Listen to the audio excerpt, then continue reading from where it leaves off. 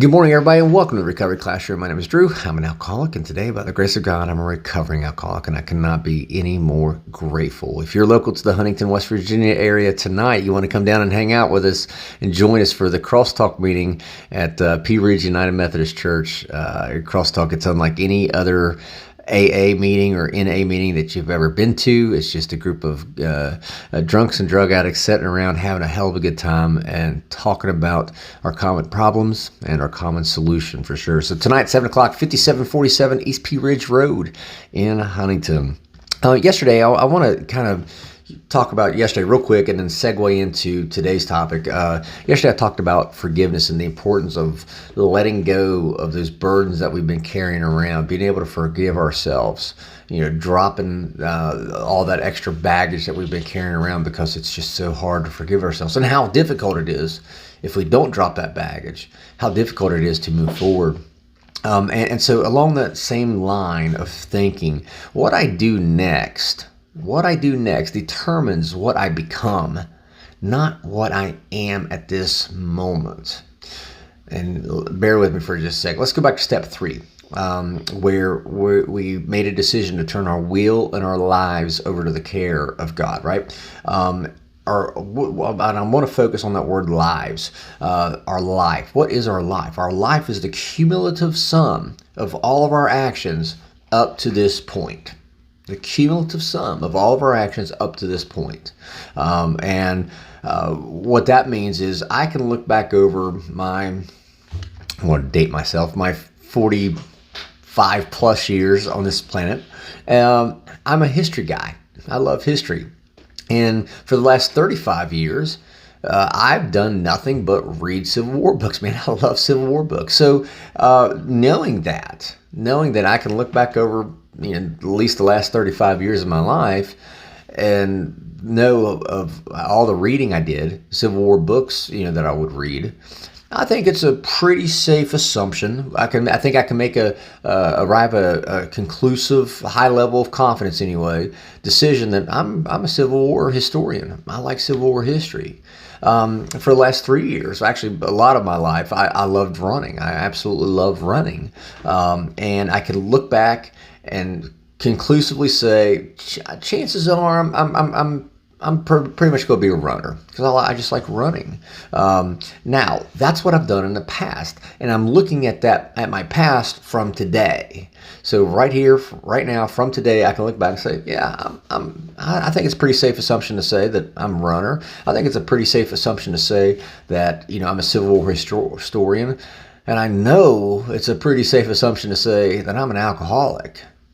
So everything I've done in my past has brought me to this point. So if I'm looking at my past from this point, I can look back and say, I'm a Civil War historian, I'm a runner, and I'm an alcoholic. Okay, that's great. That's what defines me today. What defines me tomorrow, however, is what I do next. What I do next. If I stop running, I stop being a runner. If I stop reading Civil War books, I stop being a Civil War historian. My knowledge starts getting less and less and less. By being a runner today, that doesn't necessarily make me a runner tomorrow. I have to keep taking action. And so where I'm going with this is, if I'm an alcoholic, which I know that I am, if I know that I'm an alcoholic and I want to stop being an alcoholic, what I do next can help determine that fate. If I stop drinking, if I start associating with people, like-minded individuals who all share the same goals I do, if I start, learning as much as I can about my disease, about my addiction, and start talking to other folks about their addiction so I can learn from them, that's going to better my chances of not being an active alcoholic tomorrow. And that's why I always say I'm a recovering alcoholic. I'm no longer bound by my active addiction.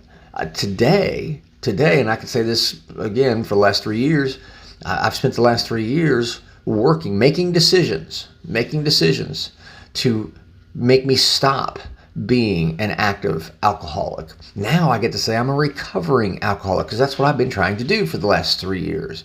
I want to encourage you today, just because you may be a runner, you may be a history nut, just because you may be a drug addict, that's you looking at your life from today. What are you looking for tomorrow? Do you want to be an addict tomorrow? Do you want to be an alcoholic tomorrow? I'm still going to be an alcoholic tomorrow, but tomorrow I'm just going to be a recovering alcoholic, not an active alcoholic. We all have that choice. What we do today, the decisions that we make today, determine who we become tomorrow. And you may think it's hopeless. You may think there's no way in hell you can stop. I assure you, I was right there with you. I thought the same exact thing, that I was just destined to die by drink. You may be thinking that you're destined to die by drugs. I can also assure you, I know an awful lot of people, myself included, that can attest to the fact there is hope. There is hope. And that's all we try to do, especially at our crosstalk meetings. We just try to communicate a message of hope, healing, and restoration.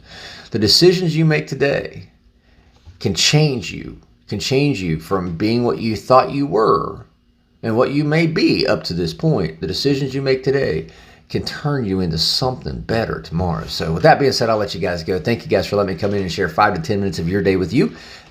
You guys absolutely keep me sober, and I could not be any more appreciative. Again, if you're local to the Huntington, West Virginia area tonight, crosstalk meeting at Pea Ridge United Methodist Church. It's unlike any AA meeting or NA meeting you've ever been to. Not trying to replace AA meetings or NA meetings. That's not it at all. We're just trying to give folks an alternative type of meeting to help them find a pathway that works for them. So we will be talking again soon. Remember, guys, you can't get drunk if you don't take that first drink.